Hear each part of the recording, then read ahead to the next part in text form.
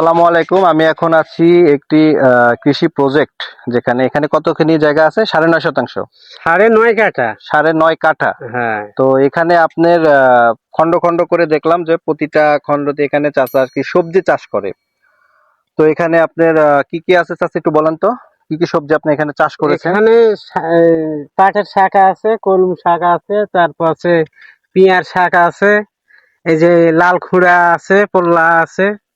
আচ্ছা, তারপর হচ্ছে হলো পিছনে দেখলাম এই যে আপনার জাংলা, এটা কিসের? এটা পটল। এটা পটলের পটলের জাংলা। জাংলা আছে তো।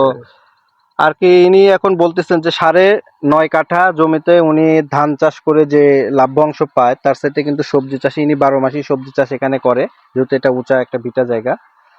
তো এখান থেকে ইনি ভালো প্রফিট করতেছে। তো আসলে ইনি কিন্তু স্বল্প পরিসরে যে সবজি চাষ করতেছে, করার পরে কিন্তু এখান থেকে একটি ভালো প্রফিট পাচ্ছে। তো আপনারাও যদি আপনাদের সময় থাকে, তাহলে অবশ্যই ধান চাষের পাশাপাশি আপনারা স্বল্প পরিসরে হলেও সবজি চাষ করবেন, নিজে খাওয়ার জন্য হলেও চাষ করবেন এবং নিজে চাষ করবেন, পাশাপাশি বিক্রি করতেও পারবেন। তো দুইটাই হবে আর কি।